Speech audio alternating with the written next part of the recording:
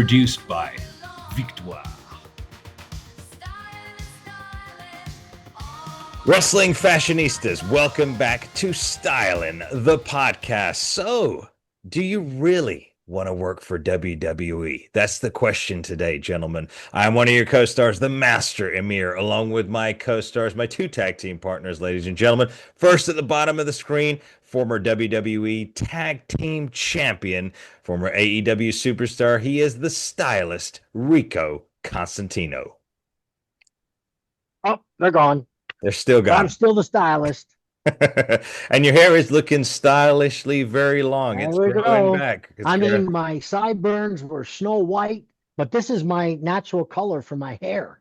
which is I don't understand it. I think the Lord is playing a funny joke on me. that's what it is. That's what it sounds like. But at least when you grow the sideburns and the beard out, you can play Old Saint Nick around the Christmas season this year. So, Rico, we're joined once again by our dear friend from Canada, our co-star here. Ladies and gentlemen, welcome back, the bodacious suave Matthew Jacobs.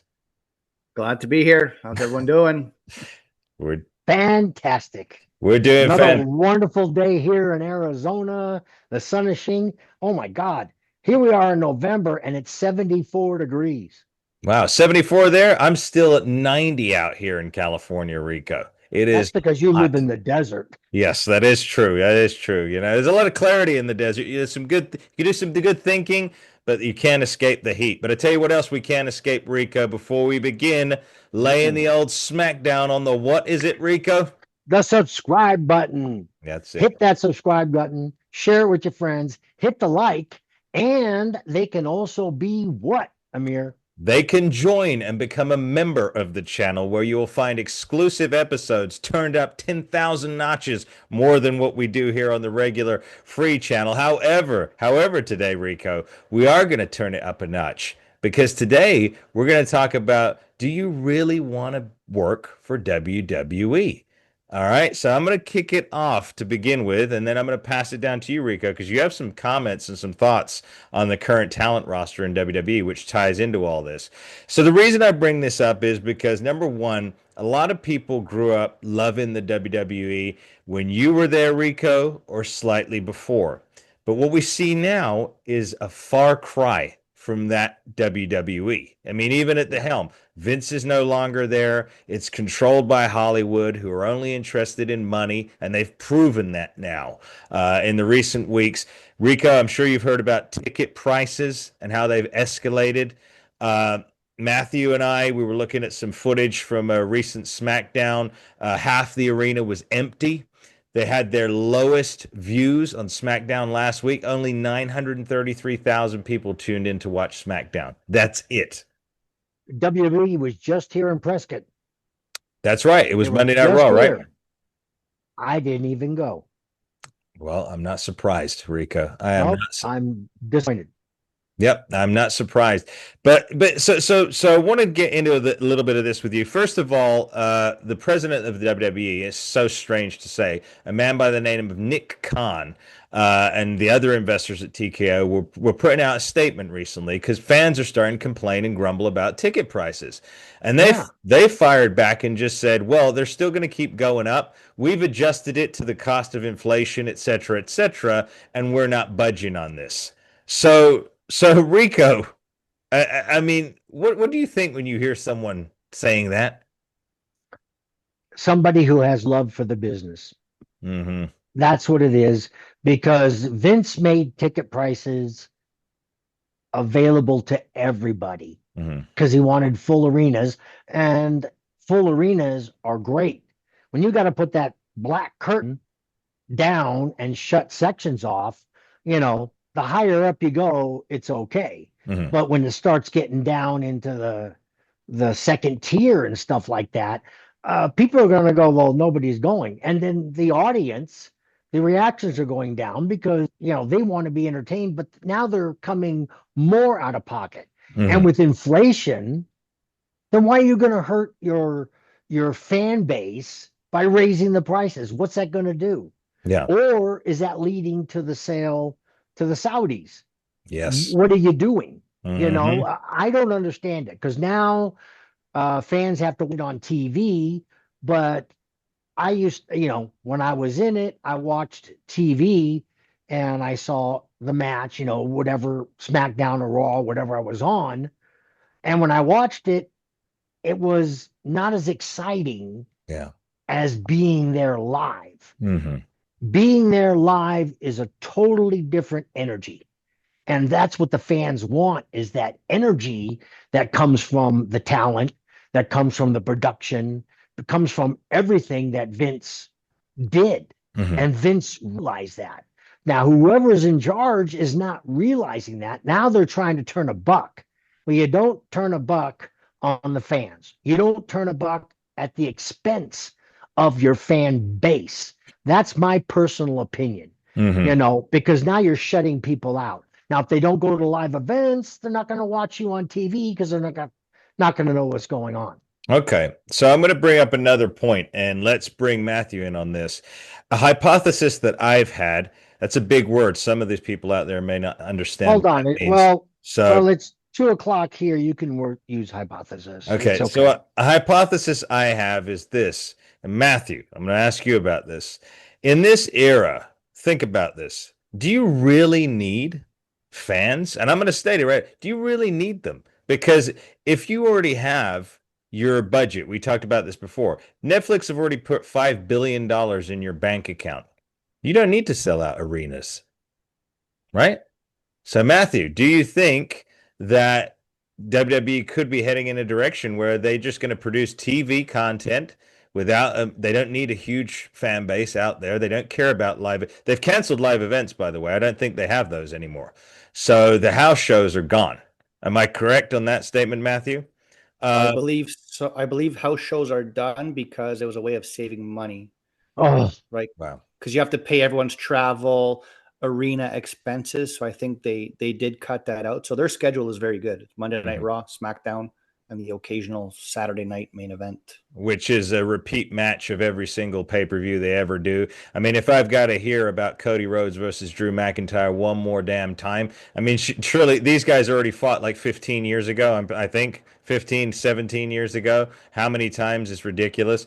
But what do you think? So Matthew, Rico, do you think they could survive eventually if they just got rid of fans altogether? Matthew, you first. I would say yeah, because most of their money comes from TV contracts. Yeah, but to me, it's a real stupid idea because you can get more revenue off your fans from merchandise and ticket sales. So I really don't. So I don't know what direction they're going in raising ticket prices. It's exactly what Rico said. I mean, I'm dead on.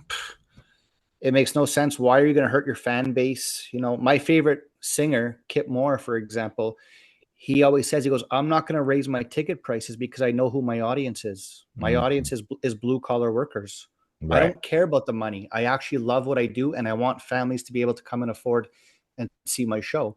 So Vince McMahon, hats off for him to know that during his time as owner and know it's a family show and let everyone have a good time. These puppets today, it doesn't stand for what I believe in. Chasing the dollar and selling out. Rico? And you know what else? You said it, Bodacious. Merchandise. You know how much merchandise they sell at the house shows? Yeah. Everybody's buying something. So not only are you hurting the fans by taking away the house shows, you're hurting the wrestlers' royalties. The royalties are going to go down because nobody's buying their product. And now you're going to start going into the wrestler's pocketbook, and you start getting disgruntled employees, strike. Yeah. I don't know, holdouts. Yeah. This might be a bridge for Tony Khan. So, Amir, we were just talking about this before, right? But Rico, you were there. What do you think if you were a WWE employee right now? Are you kind of like worried about the future? Oh, I would be. Hell yeah. Yeah. I mean, to work 2 days a week and then get $1 million a year plus your royalties and pay-per-views, and then your merchandise has to be sold at television. I'd be a little worried. And then you can't talk about it. Huh? You can't talk about it backstage, right? Because then you'd get heat. Oh yeah, of course, because you'll talk to a group of guys, and there'll be that one mole who runs to upper management. Yeah. Here you think you're talking about friends, and this mole, probably lower on the totem pole, wants to raise his stakes. So he goes and blabs and tattles to management. Mhm. Oh, I got this. Well, who else did that? Who else did that? Tattled to management Tell when us. they tried to go union. Jesse Ventura, and it was Hulk Hogan who went to Vince McMahon. Yes, back in the Yep. 80s. Yeah. Hulk trusted Jesse to be there. Nothing. Jesse did what he thought he needed to do, and I don't have an opinion on it, but I'm just saying that just backs what I just said. There's always a mole, somebody Oh, trying to climb the ladder. there. And nowadays, how they climb the ladder, whether it's respectable or disrespectful, they just want to climb that ladder. Yeah, there are a lot. Matthew and I were talking the other day, Rico. There are a lot of ass kissers, and then there are renegades. We happen to be on the latter. All three of us are renegades. So, you're not going to find that. And that's one of the reasons why I wanted to do this, because so many people, Rico, especially now the young wrestlers and wrestlers on the indie circuits, their dream is WWE. They dream of WWE. But yet, what they don't realize is it's not the WWE you remember. And you're not No. gonna, they think they're gonna walk through the pearly gates, and Vince is gonna be there, and the Bulldog, and all these other, and it's gonna be just like old times. It's not. And another hypothesis I wanted to throw out, and Matthew and I discussed this. Rico, I'm not sure if I mentioned this to you, but remember when WCW was purchased by Vince for about $5 million? Well, Vince Yep. only purchased it to acquire what? The intellectual property, the library of videos from the Yep. past. Now, think about how much more content has been created by WWE over the last 26 years since that happened, right? If TKO, William Morris, Hollywood, money grubbers, just decided, well, we've got enough content in WWE now. We don't need a physical production anymore. If they sold WWE to Saudi Arabia for a high ticket price, Saudi Arabia could rerun WWE from now until Kingdom Come. And you won't need any new performers. You don't need another WrestleMania. You don't need any of it. What do you guys think about that? Possibility? For the new talents, I feel bad. For the people that are up and coming in the indies, trying to see the WWE dream, because that's what I saw when I was in the indies and in under developmental. I wanted to hit that and grab that brass ring, Right. just to make it, because back then, 20 years ago, WWE was the same as the Super Bowl, Yeah. baseball, basketball playoffs, same thing. That was the pinnacle of wrestling. And once you made it, and they called it the big stage, once you made it to the big stage, you made it. But what they didn't realize is that you had to work harder. Yeah. Harder on the big stage than you ever had to work in the indies or under developmental. You were totally scrutinized on everything, not just your wrestling, but your work ethic, your attitude, how you got along with management. All that was taken into consideration before they even decide to call you up. And I got to ask you, Rico, as well, because this has been a thought on my mind. Did they scrutinize you on how you conducted yourself too? Because I see a lot of, because the reason I ask this is because, I'm sure there are a lot of talented people out there in the indies, but I know at the same time, I've seen stuff here and there where people are just downright, disgusting and deplorable. The language they use, the things they say, the videos they put out. Would that be scrutinized by WWE as a oh yes, prerequisite? Okay. oh yes, oh Okay. yeah.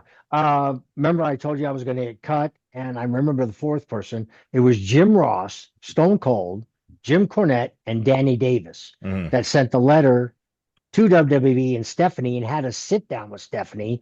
And Jim Cornette said this guy does everything. He's a good worker. He helps, with the independent wrestlers like Danny Davis's crew. He puts up the ring, he takes down the ring.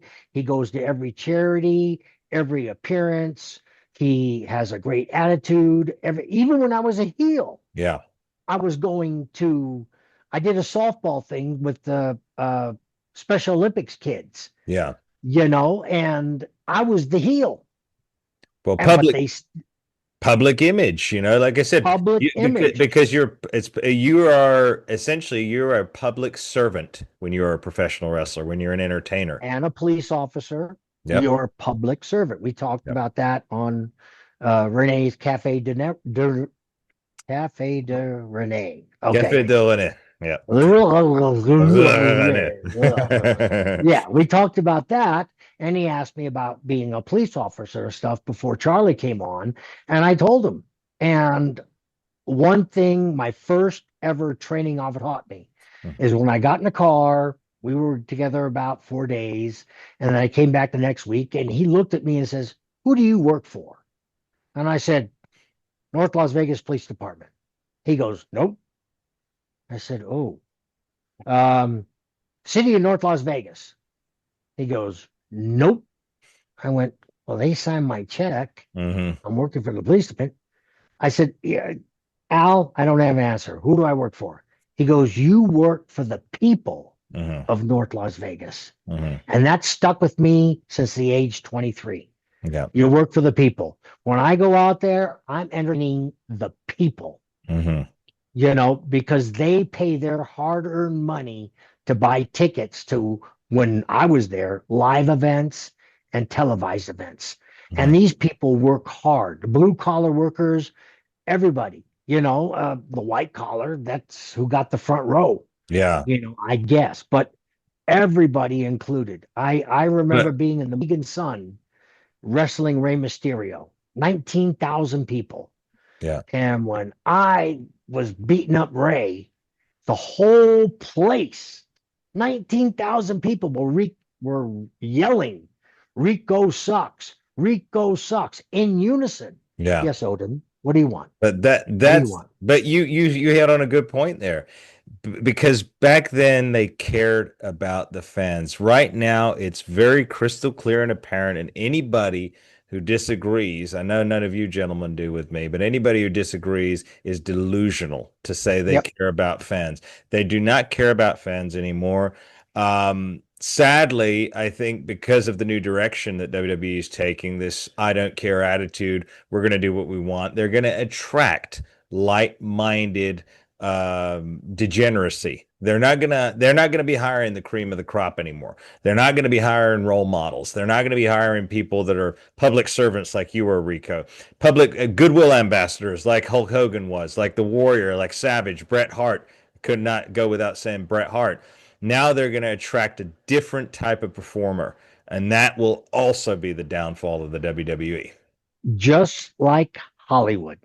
Exactly. They put the right actors who conform to their formula. And I've told you this before, Amir. Yep. I had an agent. I was doing movies, stunt work with an agent. And then I got a taste of reality of Hollywood. And I backed out of there so fast.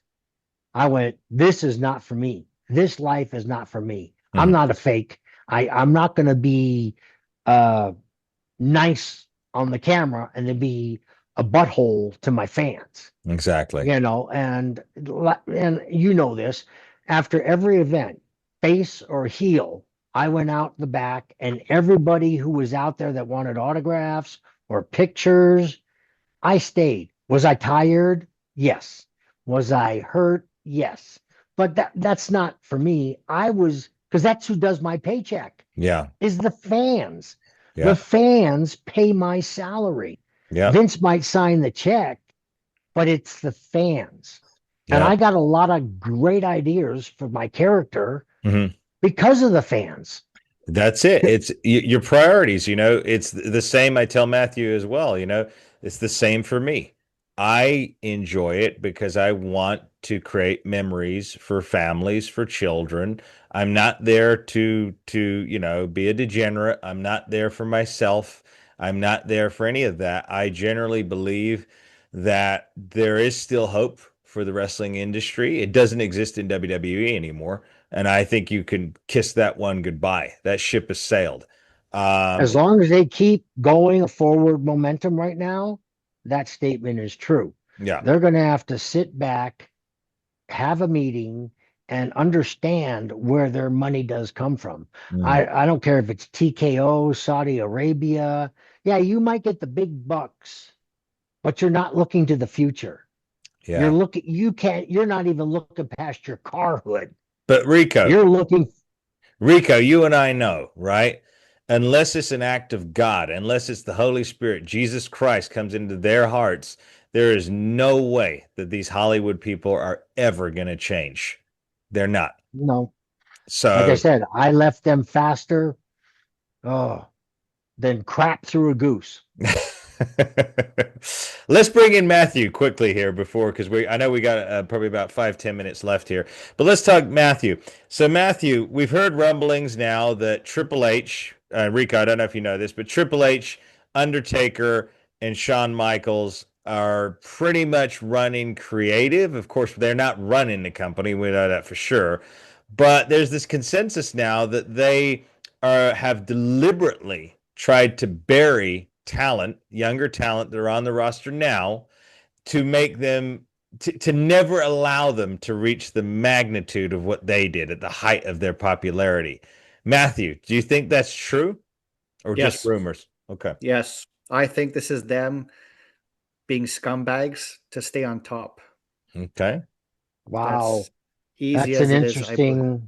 interesting thought, because those people you mentioned are great wrestling writers. I mean, Triple H, Shawn Michaels, especially, and Undertaker. Oh my God.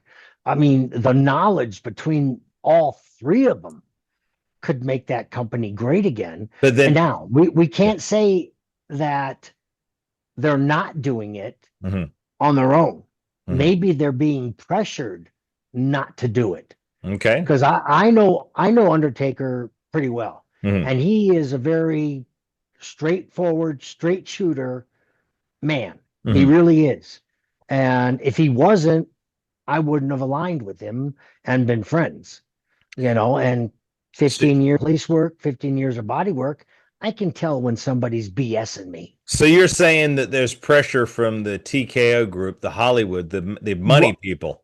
I don't know where the pressure's coming from, but I believe it's because of pressure. Those men are three great minds in the wrestling world. I've often wondered that myself. And Matthew, I'm going to let you come back in. I've often wondered, okay, these guys worked through the golden era. They worked through the attitude, the ruthless aggression. Why would they be booking this BS that we're seeing today? It doesn't make sense. That's not what they learned. Matthew, what were you going to say? I think the three of them wrestling, they're all top tier, bigger than life, wrestlers. But do they have the mind for creative? I'm going to say no. I think at best they should at least be producers. I don't think they should generally be writing the show. And I'm sorry, Undertaker, I don't know much about. I respect them. But Michaels and Hunter, I don't have a lot. Hey, listen, you got to speak your mind here. Yeah. I'm going for it. Yeah. I got nothing to hide. I'm not trying to get a job anywhere. These two guys' egos are so big. They're always trying to put themselves in the limelight still to this day. You never saw Vince taking selfies with talent today, or, backstage doing the finger pointing. Every time someone wins a belt, Triple H doing the finger pointing. He's always got to be there. Why is he in the Hall of Fame and not Vince McMahon? Now all of a sudden Stephanie's going in the Hall of Fame. Stephanie comes out for a segment when she got announced for Hall of Fame. It's shady stuff that I'm not used to seeing, and it's just ways for them to still be on top. He does bring up a valid point, Rico. Yeah, sink or swim. Yeah. Sink or swim. Or they don't want to. Well, I'm not including Undertaker, but maybe they don't want somebody to come out and be like a John Cena who came in and just took the wrestling world by storm. Yeah. Cody Rhodes took the wrestling world by storm. Rock took the wrestling world by storm. After Hulk Hogan and stuff like that. Well, maybe they're trying to preserve their legacy. I could see that. I could see that. I could, yeah, with the two, I can see because I don't know them. I wasn't real close with Triple H, and I definitely wasn't close with Shawn Michaels. I was polite, but Undertaker, like I said, is a straight shooter. And unless he's pressured, and if you put enough pressure on somebody, they're going to have to bend. Matthew? Hey, Matthew. Rico, what do you, I just thought of this right now. Look, I don't know nothing about Taker, respect the guy, but he's not a talent no more, right? So you're not getting paid anymore. Well, I don't know what he's doing. He has a job with WWE now. So now he's something on creative, and he has his own podcast now, which WWE like. Oh, I heard he went to WWE, bought, and if they bought his podcast, they're gonna regulate his content. Right. Sell out.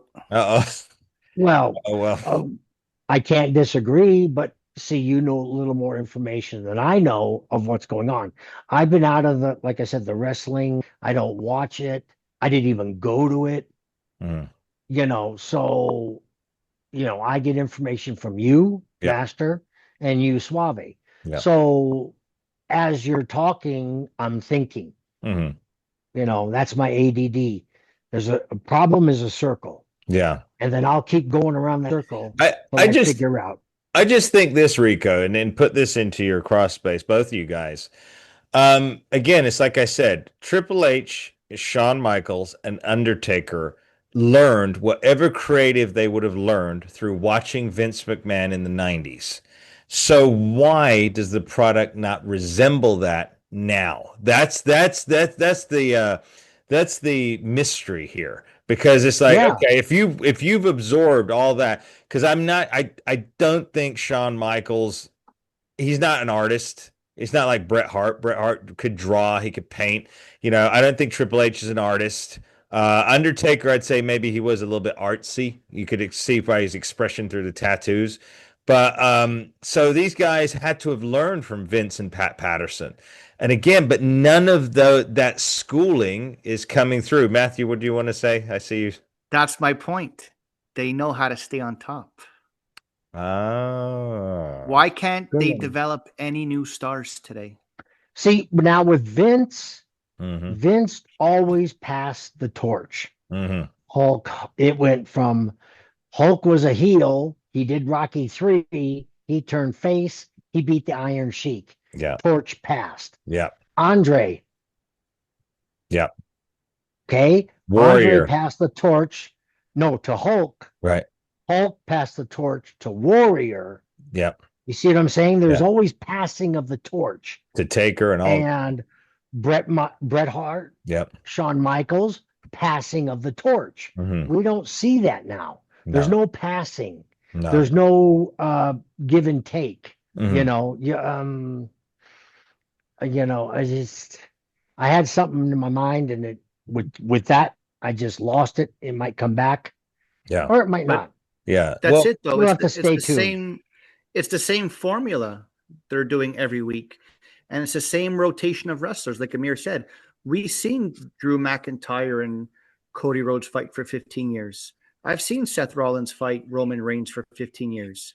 You're not developing any new stars. No, not even a worthy storyline. I mean, look at Hogan and Savage. They built that perfectly from WrestleMania 4 to 5. It bled over a little bit past WrestleMania 5 because of Zeus, when they brought Zeus in. Yep. And then guess what? It was over. Done. It never happened again. Of course, WCW resurrected it because they'd never done it in WCW. But the point is you're not going to see the same storyline playing out. Rico, how much time do we have? I see you looking up. Yeah, we got about 6 minutes, 7 minutes. All right, 6 minutes or so. So we'll bring this one to a close. But you know, that's the thing. Matthew brings up this valid point. It's just the regurgitation. What is even more infuriating to us classical fans, I'll call us the classic fans here, is that what's the difference between a Raw and a pay-per-view? If every day is a sunny day, what's a sunny day? Because if Drew McIntyre faces Cody Rhodes on a Friday night on free TV, why am I paying an exorbitant amount of money? Not that I do, to watch the pay-per-view to watch him fight him again. And also, while we're on the subject here, okay, I'm going to get going here. Why does Monday Night Raw look exactly the same as it has done for almost 20 years? The entrance is always to the left of the screen. It's always the same damn entrance. It's always the same camera angle. And guess what? At the pay-per-view, it's the exact damn same thing. There's nothing special at all about anything. So and there's that's no Vince creative's McMahon. problem. That's Yeah, it. well, Vince always changed things because he had his finger on the pulse of the fans. Mm-hmm. Mm-hmm. These people don't. No. They're looking for this, Yep. Yep. and that's it. Yep. And that this could be the downfall of WWE. And like I said, Tony Khan could take advantage of this and all of a sudden flip it.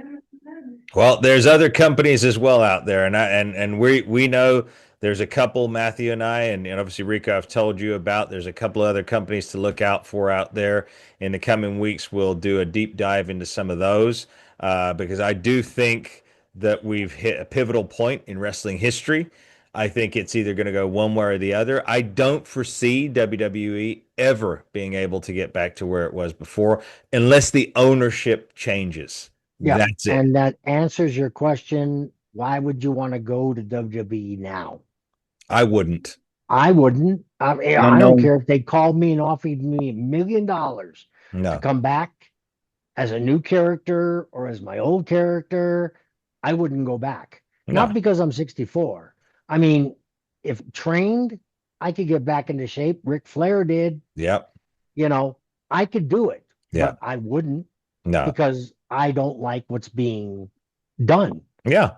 It's true. I was in the same boat, Rico, when I started my journey back into all this a little over a year ago. I had aspirations of WWE. Obviously, clearly now everybody can see I don't. I have zero interest because I've smartened up. I've watched it. I've listened. There's certain things that you can and can't do. They own you entirely. Wrestlers can Worse than when I was there. Yes, exactly.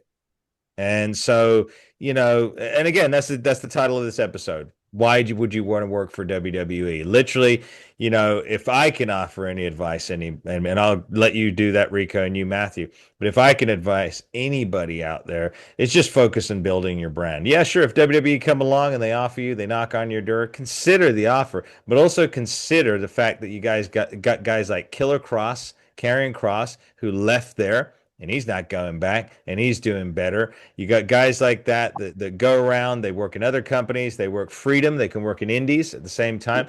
Look at I was going to say friends, but my adversaries, MXM. They work for AEW, but they get to work elsewhere, all around the country.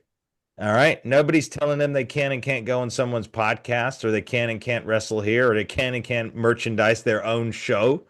They're doing it. So there are alternatives out there, and I'm speaking only to the loyal fan base here. The WWE that you see today is not the WWE we remember. That's it. Period. It's not the same thing. Any advice you can give to someone, Rico, who may be considering WWE right now? Stay strong, stay healthy, work on your craft, work on your character, believe your character, and it might not be WWE that picks you up. It might be an independent that picks you up where you can work more on your craft and perfect it. And that will help you to whatever wrestling organization ends up figuring out this Rubik's Cube and then skyrockets. I know it's going to be a rocket. Yeah. When they start putting out a good product and not not fleecing the fans. Yep. Matthew, any closing comments from you? Rico said it great, but the fans, let us know what you think. If you're a fan and you're trying to make it, let us know why. Mm-hmm. I'd love to know why. Maybe we're wrong and we're not Yeah. seeing it right. So, open debate is what we do here, boys. Everyone, That's chime right. in. Let us know. That's right. Write us a comment, just like Matthew said, but make sure you accompany it with a super sticker, because if it's not got a super sticker on it, we're not going to answer the question. Because at the end of the day, Vince Russo said it, and we're going to say it. We're working here. This is a business. So if you want us to answer your question, accompany it with a super sticker, and then we'll address it on an episode. But like Matthew said, let us know, why do you want to work for WWE, or why do you like WWE? We're curious to know. On that note, Rico, your closing statement. What your mind can conceive, your heart can achieve. Amen. Amen indeed. We want to thank all of our wrestling fashionistas for taking a little bit of their time to join us here on the Masters of Wrestling. This has been Styling the Podcast. I'm the Master Amir. This is Rico Costantino, the stylist, and of course, the bodacious suave Matthew Jacobs. We will see you on the next one. God bless. God bless.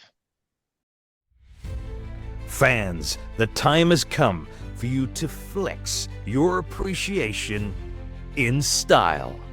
The Masters of Wrestling delivers the most truthful pro wrestling content week in, week out.